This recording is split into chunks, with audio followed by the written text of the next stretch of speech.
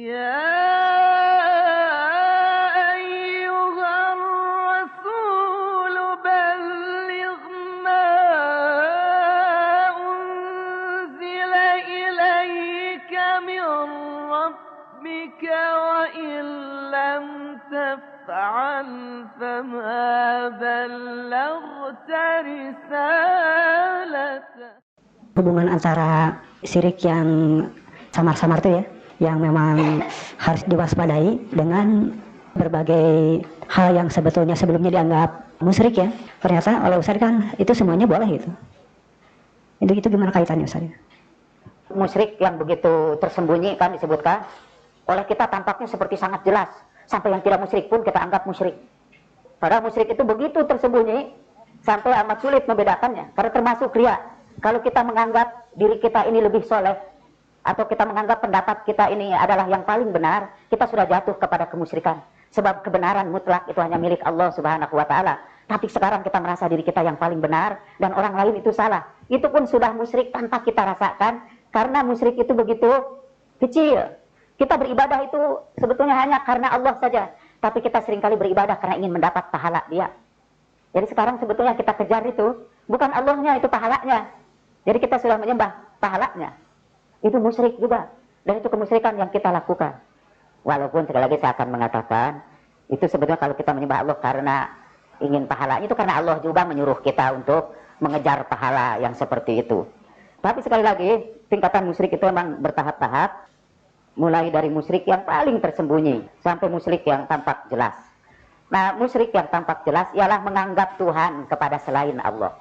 Nah, ada di antara kita yang kata musyrik itu diperluas terlalu besar sampai orang yang menjalankan peribadatan kepada Allah pun dianggap musyrik juga. Seperti orang yang mengambil berkah dari Rasulullah Shallallahu Alaihi Wasallam, orang yang berbicara kepada orang yang sudah mati, atau orang yang menghadiahkan amal soleh kepada yang mati, atau yang ziarah ke kubur, itu dianggap kemusyrikan. Padahal ziarah kubur having nothing to do with any kemusyrikan whatsoever. Kecuali kalau kita menganggap kuburan Nabi itu Tuhan. Ada orang berkata, minta-minta kepada orang yang sudah mati itu musyrik. Dan mana itu ukuran kemusyrikan minta tolong kepada yang sudah mati itu musyrik? Karena ukuran kemusyrikan ialah kalau yang kita minta tolong itu kita anggap sebagai Tuhan. Itu udah jelas. Dulu saya di Muhammadiyah sih, sampai sekarang sebetulnya satu anggota saya Muhammadiyah. Dulu ngajar anak-anak, kamu tidak boleh meruku itu di hadapan orang banyak, itu musyrik, saya bilang. Kalau kamu bersimpuh kepada orang tua minta maaf dengan mencium kakinya, itu musyrik, karena sujud itu hanya untuk Allah saja. Itu begitu pendapat saya. Padahal di dalam Al-Quran, orang boleh sujud kepada manusia, bukan kepada Tuhan. Asalkan sujudnya itu dengan keyakinan bahwa yang kita sujudi itu bukan Tuhan, tetapi sujudnya itu hanya sujud penghormatan saja. Karena kalau sujud kepada manusia itu dianggap sebagai kemusyrikan, maka pengajar yang pertama kemusyrikan adalah Allah Subhanahu wa Ta'ala. Karena Allah menyuruh para malaikat untuk sujud kepada Adam, dan Adam itu sepanjang pengetahuan saya manusia itu.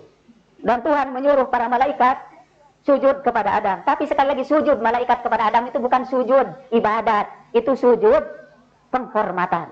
Ada orang mengatakan bahwa menghormati benda mati itu musyrik juga. Dia menghormati bendera, itu musyrik kata dia. Saya juga tidak tahu dasarnya kenapa menghormati benda mati musyrik, kalau menghormati benda hidup itu tidak musyrik. Dasarnya apa? Saya tidak tahu. Karena Nabi memerintahkan kita untuk menghormati masjid, bahkan sholat untuk menghormati masjid. Dalam bahasa Arab menghormati masjid itu tahiyatul masjid. Kita harus menghormati Al-Quranul Karim ini. Kita harus menghormati peninggalan-peninggalan Rasulullah Shallallahu Alaihi Wasallam. Ada orang menyebut itu sebagai kemusyrikan. Seperti juga ada orang yang tabarruk, mengusap-usap kuburan Nabi, itu musyrik kata mereka. Saya menganjurkan Bapak membaca buku Rindu Rasul ini. Dalam Rindu Rasul ini saya sebutkan bahwa kalau mencium kuburan Nabi itu musyrik, pada menciumnya itu karena kecintaan, maka musyrik juga seorang istri yang mengambil pakaian suaminya yang sudah lama meninggal dunia, kemudian menciumnya dengan linangan air mata. Musyrik juga anak-anak remaja yang mencium buku yang diberikan oleh kekasihnya. Dan musyriklah, banyak sekali yang musyrik di antara kita ini. Hanya karena mencium benda mati atau menghormati benda mati karena kecintaan. Dan itulah yang dilakukan oleh kaum muslimin selama berabad-abad. Yang kemudian mereka menghormati peninggalan sejarah Rasulullah. Mereka mengambil berkah dari apa yang pernah ditinggalkan Rasulullah. Semuanya karena dasar cinta. Mereka menyimpan rambut Rasulullah dengan penuh penghormatan.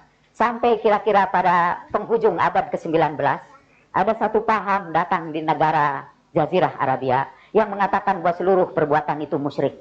Tanpa dasar yang sangat jelas. Dan sampai kemudian tempat-tempat bersejarah mereka hancurkan. Di Mekah itu ada kira-kira 300 tempat bersejarah yang dihancurkan. Di situ ada tempat dulu Ibrahim naik ke bukit, kemudian berdoa, Tuhan aku tinggalkan keturunanku di sebuah lembah yang tidak ada tanaman apapun, alirkan rezekimu kepadanya. Lalu di tempat Ibrahim berdiri itu orang didirikan sebuah tempat untuk mengenang Ibrahim. Dan dulu jemaah haji dulu biasa memanggil kawan-kawannya itu di situ. Anak misalnya, itu di situ diteriakan. Sekarang tempat itu sudah tidak ada, di Bolduser. Ada bahkan bukitnya pun itu sudah dipangkas. Padahal di bukit itu ada puluhan peninggalan sejarah. Di situ misalnya ada rumah Ummu Hani, yang dari situlah Rasulullah turun pada peristiwa Isra dan Mi'raj. Turun ke situ.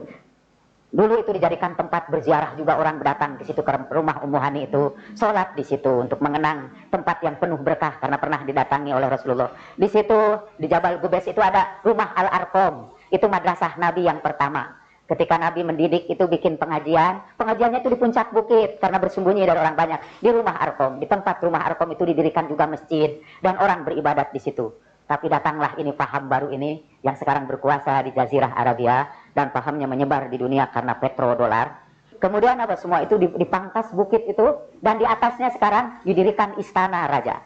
Istana raja yang sangat tinggi. Kalau ibu masuk dari arah Mas'a, dari tempat sa'i, di hadapan tempat sa'i itu ada bukit. Dulu namanya itu Jabal Gubes. Sekarang itu menjadi istana raja. Dan itu harem-harem raja di atas itu melihat ke bawah, look down kepada Ka'bah, kepada rumah Tuhan itu. Saya kalau berdiri di depan Ka'bah itu lihat lalu ke situ, saya bilang betapa arogannya itu mereka. Mereka hancurkan peninggalan Rasulullah dan di atasnya mereka buat peninggalan raja-raja. Kalau mereka menghormati peninggalan Rasulullah, mereka mengatakan itu musyrik. Tapi mereka ajarkan kita untuk menghormati para raja. Saya lebih baik menghormati peninggalan Rasulullah ketimbang menghormati para raja. Ala kulli hal, saya jadi agak emosi. Karena saya sudah berbicara tentang cinta. Dan cinta tidak bisa lepas dari emosi.